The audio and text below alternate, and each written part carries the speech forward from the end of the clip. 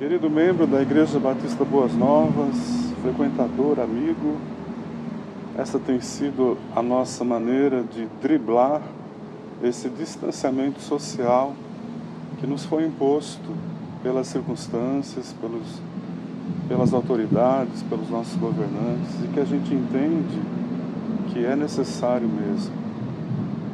Mas estamos driblando de que forma? Celebrações online como esta agora que iniciamos, classes de Bíblia online, áudios a cada manhã para encorajar seu coração, sua vida, células se reunindo na medida do possível de maneira online também. Tem sido muito bom rever os rostos e ouvir as vozes dos nossos irmãos no momento da célula. Eu quero convidá-lo então para novamente hoje a gente cultuar o Senhor em espírito. O Wi-Fi é uma ferramenta, mas na verdade a conexão é no espírito. Talvez você vá participar dessa celebração num horário diferente da que a maioria dos irmãos vai participar, mas no Senhor, no Espírito, nós estamos unidos, quer você participe antes ou depois. Esse é um dos milagres que o Senhor opera quando nós estamos conectados no Espírito. Prepare o seu coração, nós vamos começar com louvor, com adoração e vamos participar em nome de Jesus.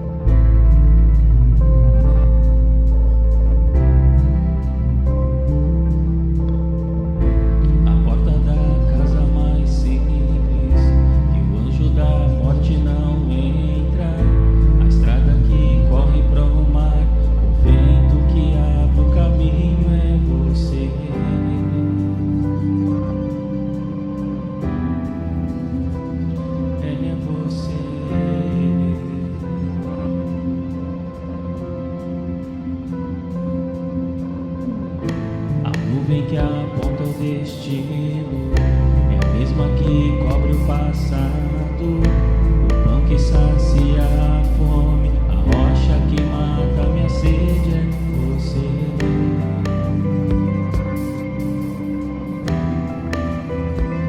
É você.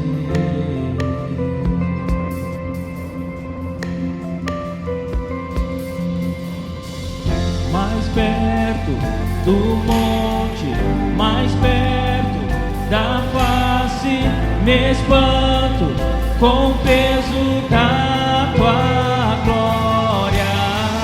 Mais perto da glória, é mais perto da morte, o medo quer me parar, então me tira o medo que me faz dizer: Moisés, suba em meu lugar, me faz entender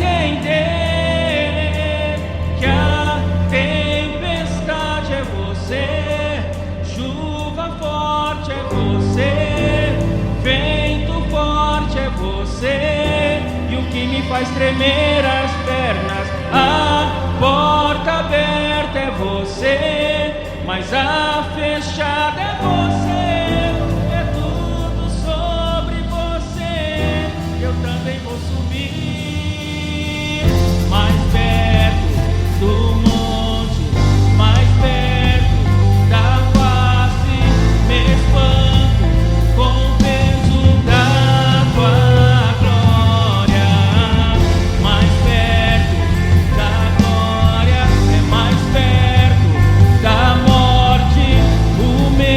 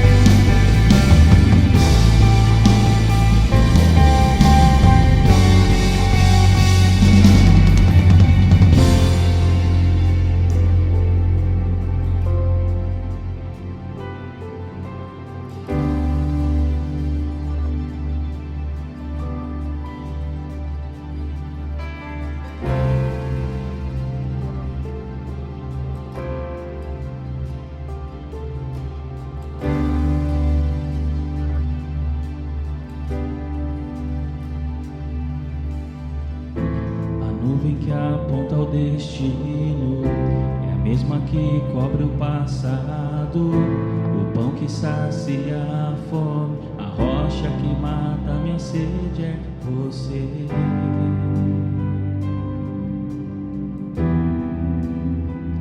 É você.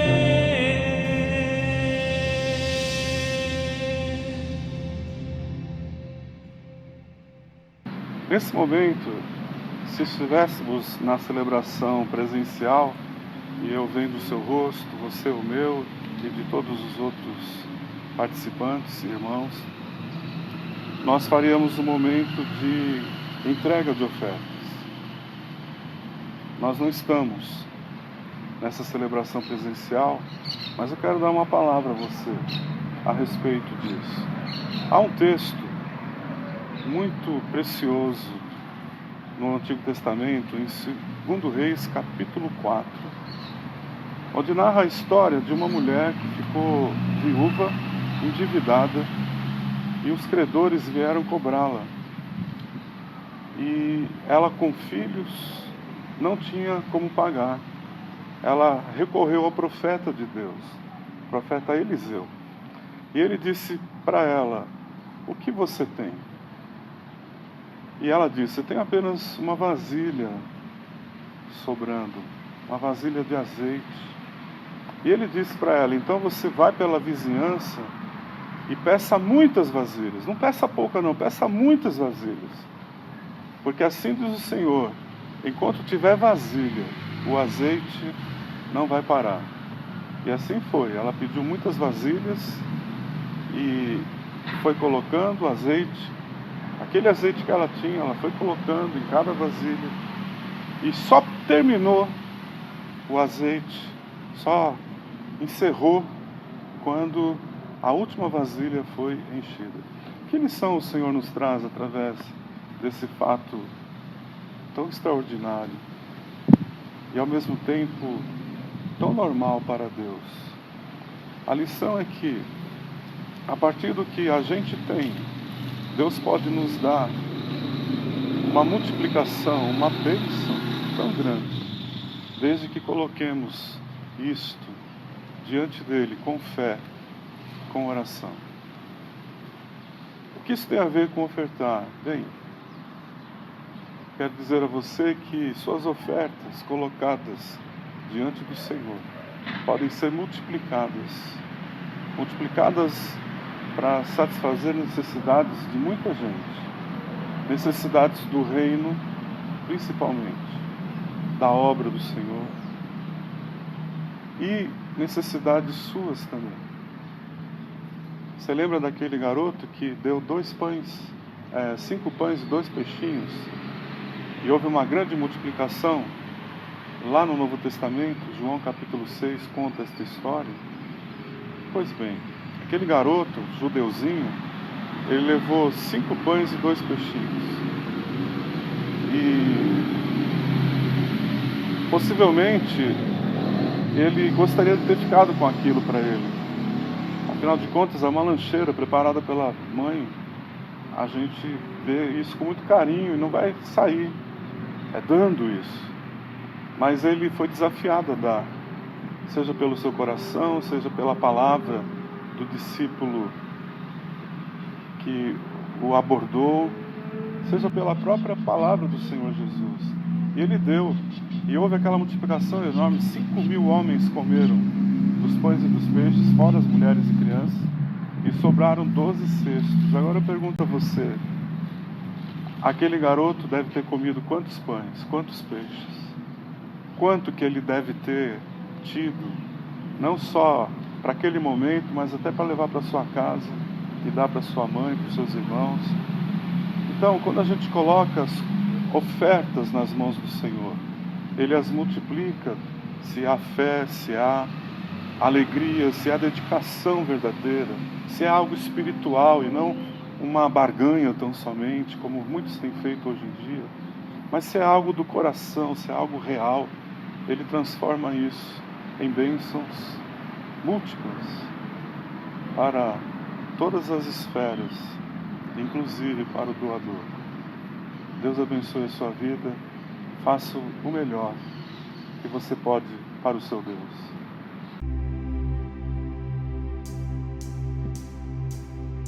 Reina em mim com teu poder sobre a escuridão, sobre os sonhos meus. Tu és o Senhor de tudo que sou. Vem reinar em mim, Senhor.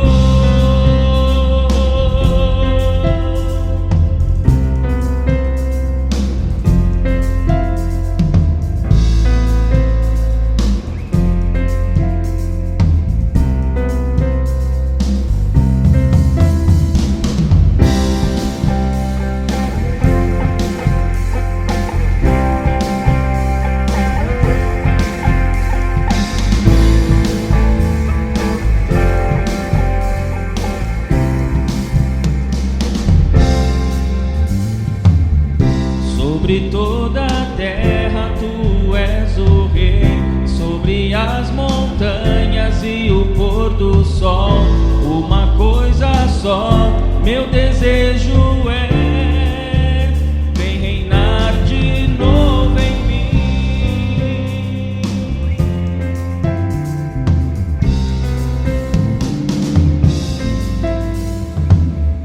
Sobre o meu pensar, tudo que eu falar faz-me refletir a beleza que há em ti.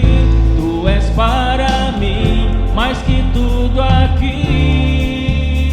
Vem reinar de novo em mim, reina em mim com teu poder sobre a escuridão, sobre os sonhos meus. Tu és o Senhor de tudo que sou. Vem reinar em mim, Senhor.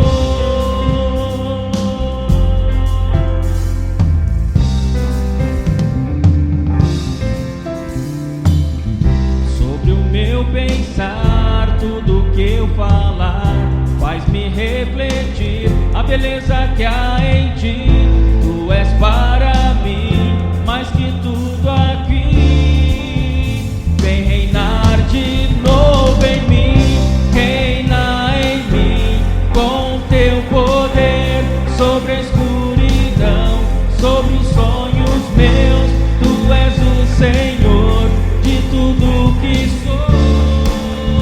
Vem reinar em mim, Senhor, reina em mim com teu poder sobre a escuridão, sobre os sonhos meus. Tu és o Senhor de tudo que sou. Vem reinar em mim, Senhor.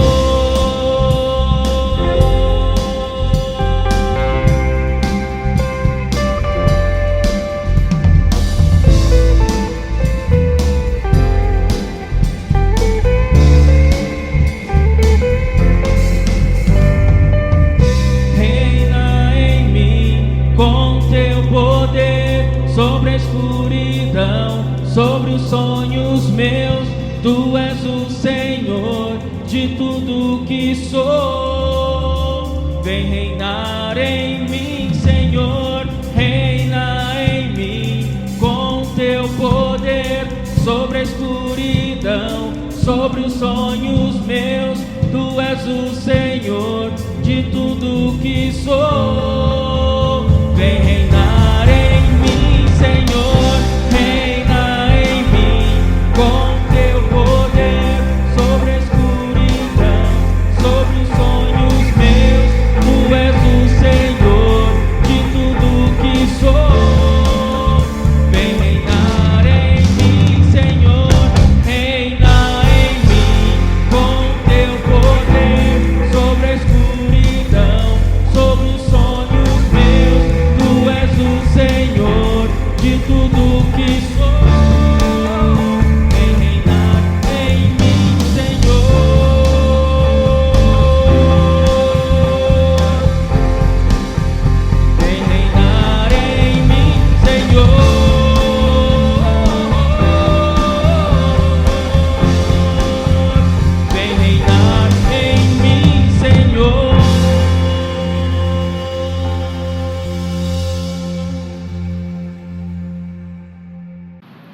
Continuando no livro de Apocalipse, nós vamos hoje ao capítulo 15 e 16. E nesse início eu quero ler o capítulo 15 junto com você. Vai aparecer aí na tela o texto que nós vamos ler juntos, ok? Diz assim a palavra do Senhor: Vi no céu outro sinal, grande e maravilhoso, 7 anjos com as 7 últimas pragas, pois com elas se completa a ira de Deus. Vi algo semelhante a um mar de vidro misturado com fogo, e em pé junto ao mar, os que tinham vencido a besta, a sua imagem e o número do seu nome.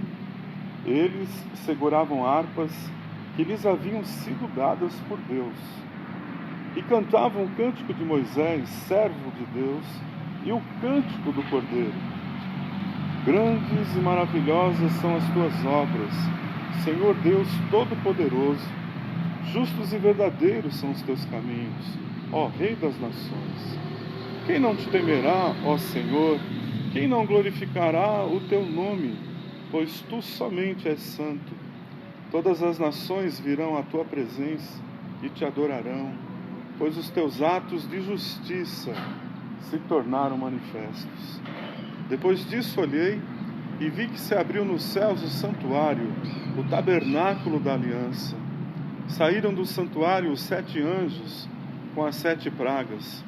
Eles estavam vestidos de linho puro e resplandecente e tinham cinturões de ouro ao redor do peito.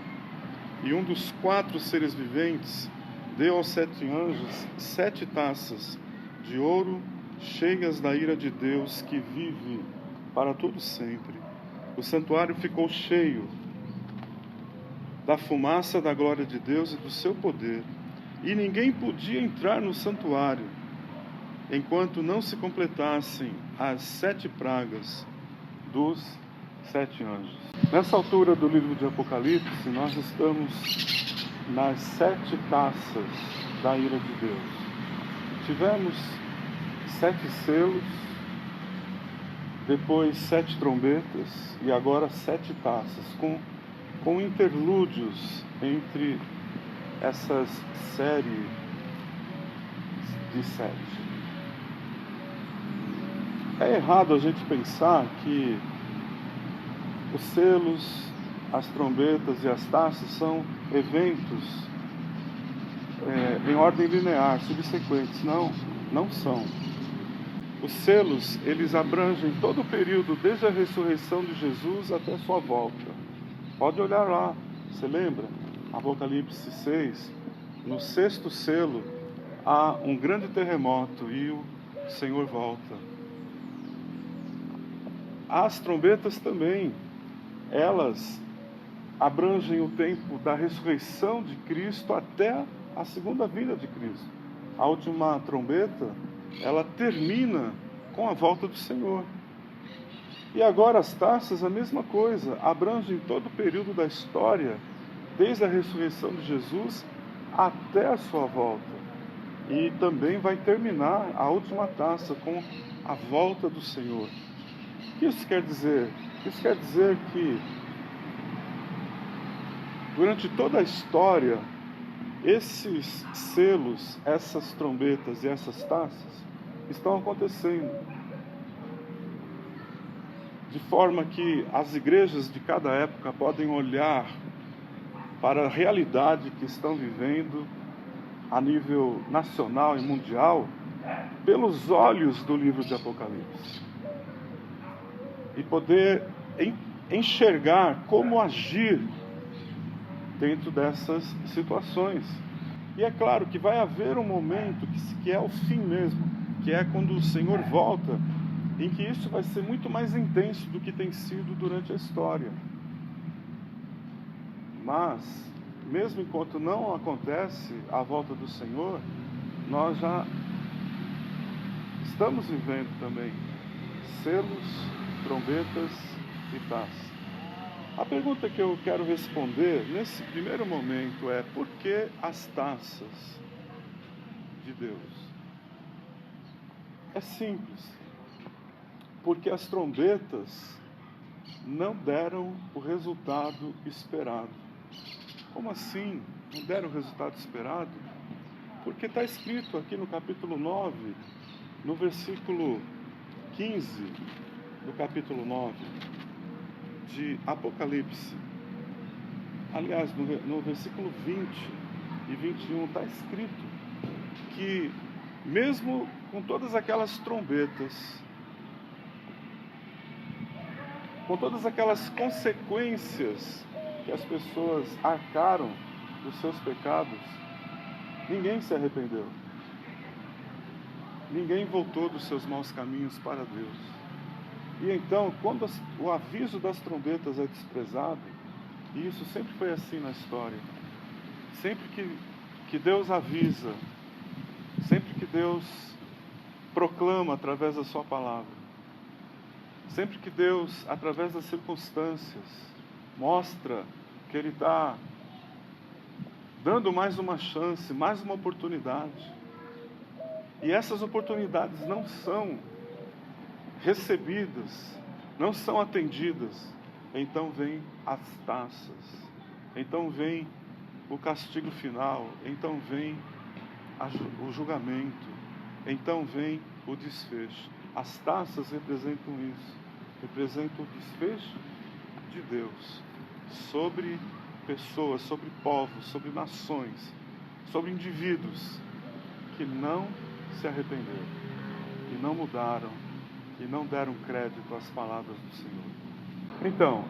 esses 2 capítulos de Apocalipse falam a respeito do julgamento, do juízo de Deus.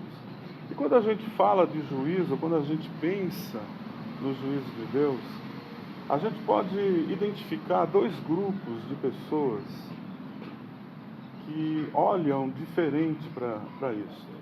O primeiro grupo é aquele grupo que ele diz assim: mas será que Deus não vai fazer nada? Será que Ele não está vendo tanta maldade, não está vendo tanto pecado, tanta depravação, tanta sujeira moral, tanto assassinato, aborto, tanta corrupção, tanta maldade de coração, tanta falta de amor, tanta escravidão a prazeres, a luxúria, transformando coisas dignas que Deus fez em coisas nojentas. E essas pessoas perguntam: será que Deus não vai fazer nada nunca? E aquela família que foi morta a pauladas dentro de casa pela própria filha, a namorada e comparsas delas, Deus não faz nada? E aí a resposta para isso está em 2 Pedro, quando o apóstolo Pedro diz assim: o Senhor não tarda a cumprir a sua promessa de voltar, mas Ele quer que todos se arrependam e venham ao conhecimento da salvação. Então essa é a razão que a Bíblia dá, porque que aos nossos olhos demora. É porque Deus está dando tempo, Deus está dando oportunidade. Hoje mesmo, Deus está dando oportunidade para alguns de nós, e essa oportunidade, ela está correndo. É como um relógio que bate, bate, bate, e acelera até a hora marcada. E na hora marcada, na hora que Deus disser: acabou a oportunidade, encerrou, eu já fui paciente demais, aí vai vir o juízo. O segundo grupo de pessoas que olha para o juízo de Deus e diz assim: mas isso é ser muito duro, é muita dureza mandar pessoas para o inferno, é muita dureza permitir ou enviar eventos que destruam famílias, destruam as vidas dos seres humanos. Então, para esse grupo, a gente tem que lembrar que há um juiz no universo. A Bíblia fala sobre isso várias vezes. Certa vez Deus disse a Abraão: eu vou destruir a cidade de Sodoma e Gomorra. E aí Abraão se prostrou diante dele e disse: Senhor, eu não, em outras palavras, né, eu não quero me intrometer nos teus decretos de justiça, porque sei que tu és justo. Mas e se tiver 10 justos, pelo menos, lá em Sodoma? Será que não fará justiça o juiz de toda a terra? Sempre me emocionou a forma como Abraão chama Deus. Ele tinha esse entendimento. Deus é o juiz de toda a terra. E como juiz, ele aplica justiça. Como juiz, ele aplica penas de acordo com os delitos, com os pecados que as pessoas cometem. O que você acha de um juiz que daria uma pena de R$50 para alguém que matou a família de outra pessoa? O que você acha de um juiz que daria uma punição de prisão perpétua para alguém que roubou uma laranja na feira? Isso nos agride, porque é um disparate, tanto de um lado a falta de justiça, como de outro lado o exagero de uma pena para algo tão pueril como roubar uma laranja, que é pecado, é delito, mas não para ficar preso a vida inteira. Então, nessa passagem de Apocalipse, nós somos confrontados com o fato de que os juízos do Senhor são justos, ou seja, estão na justa medida dos pecados. Olha o que diz o cântico, que aqueles vitoriosos em Cristo, nós estaremos lá pela graça do Senhor, vamos cantar. Justos e verdadeiros são os teus caminhos, ó Rei das Nações. Os decretos, a justiça do Senhor é impecável. Somente tu és santo, todas as nações virão à tua presença e te adorarão, pois os teus atos de justiça se tornaram manifestos. Glória a Deus. Então, quando a gente fala de justiça, essa é a primeira coisa que nós temos que entender: de que grupo estamos, para podermos nos acertar em relação a isso. Então, recapitulando, os selos, eles falam dos decretos de Deus, das forças que estão operando na história desde a ressurreição do Senhor Jesus Cristo. As trombetas falam dos avisos de Deus, dos atos de Deus, sejam através de pregação, sejam através de circunstâncias em que nós colhemos o resultado daquilo que praticamos. As trombetas falam da ira que um dia vai chegar e que a gente tem que se arrepender enquanto esse dia não chega. As pessoas do mundo têm que se arrepender. E as taças falam da ira propriamente dita, a ira do Senhor que chegou. Eu quero rapidamente, nesse momento, no capítulo 16, mostrar para você essas taças. E o que elas trazem? Elas trazem a ira do Senhor contra as fontes de segurança do ser humano. A ira do Senhor vem diretamente como um golpe na nossa autossuficiência, no nosso orgulho, na nossa atitude soberba. Veja só, capítulo 16, versículo 1 diz: Então ouvi uma forte voz que vinha do santuário e dizia aos 7 anjos: vão derramar sobre a terra 7 taças da ira de Deus. O primeiro anjo foi e derramou sua taça pela terra, e abriram-se feridas malignas e dolorosas naqueles que tinham a marca da besta e adoravam a sua imagem. Então veja aqui, atingindo a saúde, que é algo tão valioso. Veja nesse tempo que estamos de pandemia.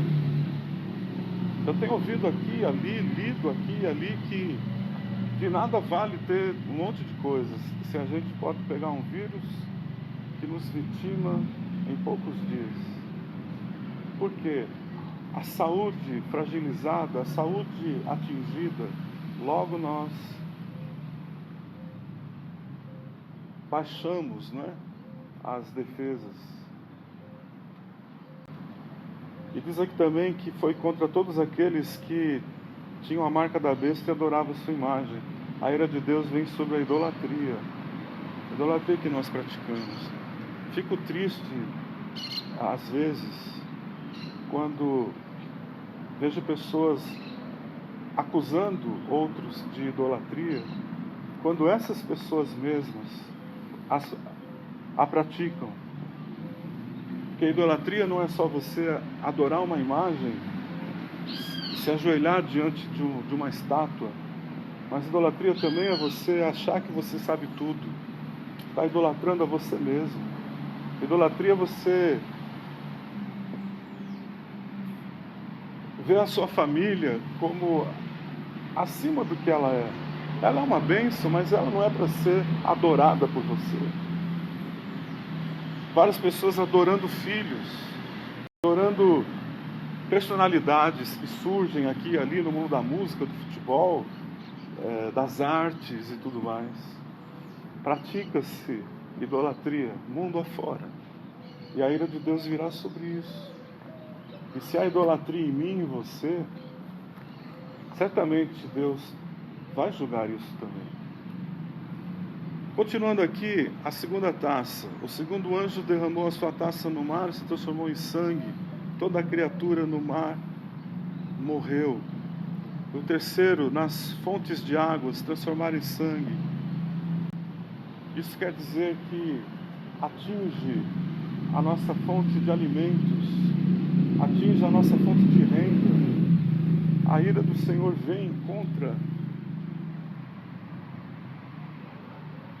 aquelas situações que geram riquezas para nós, que geram valores financeiros para nós. No verso 8, o quarto anjo derramou sua taça no sol, foi dado poder ao sol para queimar os homens com fogo. Isso aqui está falando de calor exorbitante, de mal-estar, de não ficar bem, não estar bem. E eles amaldiçoaram o nome de Deus, que tem domínio sobre estas pragas. Contudo, recusaram arrepender-se e glorificá-lo. O quinto anjo derramou sua taça sobre a própria besta, o falso profeta, e o reino deles ficou em trevas. O sexto anjo derramou a sua taça sobre o rio Eufrates, que na época representava uma fronteira de segurança. E espíritos e demônios saíram da boca do dragão e foram por toda a terra seduzir as nações a se rebelarem contra o Senhor. Então veja, todas essas taças da ira de Deus falam que Ele vai julgar o orgulho, Ele vai julgar a idolatria, Ele vai julgar a soberba, Ele vai julgar os pecados na justa medida. E quem não estiver com salvo-conduto neste julgamento, não terá saída a não ser sucumbir diante da ira de Deus. Diante de tudo isto que nós lemos aqui no livro de Apocalipse, o que devemos fazer? Quais são as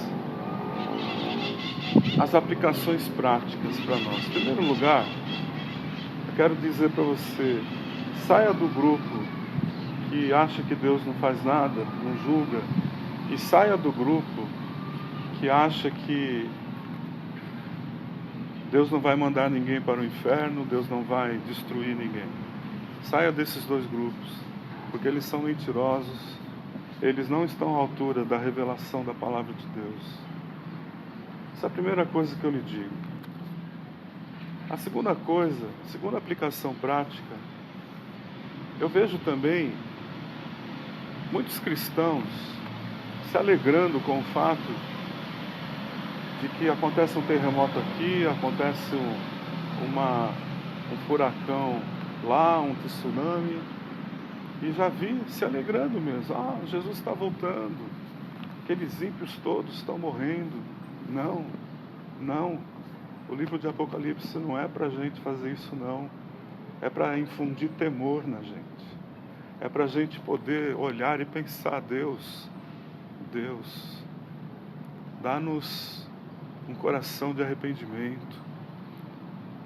É para a gente poder interceder pelas pessoas. Quando Deus disse a Abraão, eu vou destruir Sodoma e Gomorra, ele poderia ter dito: não, é verdade, Senhor, essa cidade aí é uma corrupção só, faça isso mesmo, Senhor.